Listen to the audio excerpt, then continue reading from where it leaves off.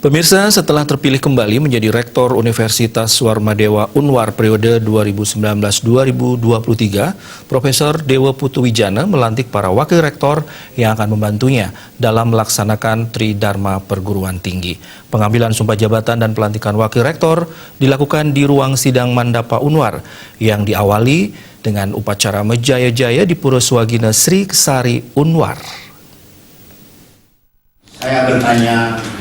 Para wakil rektor yang dilantik merupakan wajah-wajah lama yang diberikan kepercayaan kembali untuk menjalankan program-program yang belum tercapai guna meningkatkan kualitas Unwar ke depan, terutama menuju Unwar Go Global tahun 2034 yang berbasis ekowisata.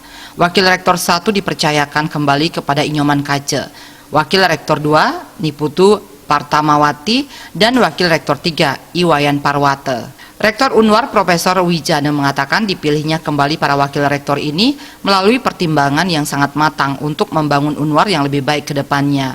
Apalagi watak dari para wakil rektor ini telah diketahui yang sejalan dengan visi misi Unwar.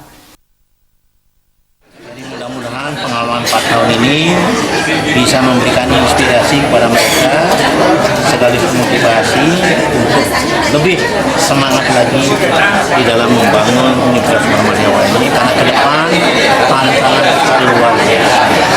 Apalagi dengan menteri yang baru sekarang, Mendikbud yang baru sekarang, orangnya sangat milenial, orang yang mestinya paling tidak menurut persepsi saya akan ada perubahan yang cukup fundamental di dalam bidang pendidikan tinggi.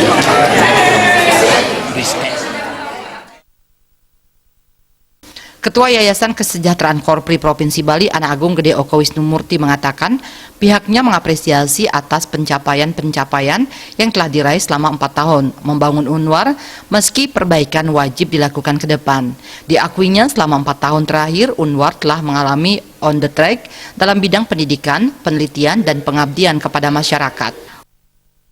Hari ini wakil rektor yang sudah menjabat dipilih kembali untuk jabatan yang kedua. Akan tetapi saya belum puas itu.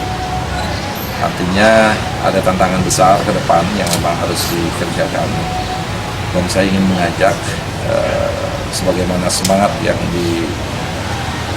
dikumandangkan oleh Bapak Presiden untuk menjadikan dunia pendidikan ini sebagai trigger.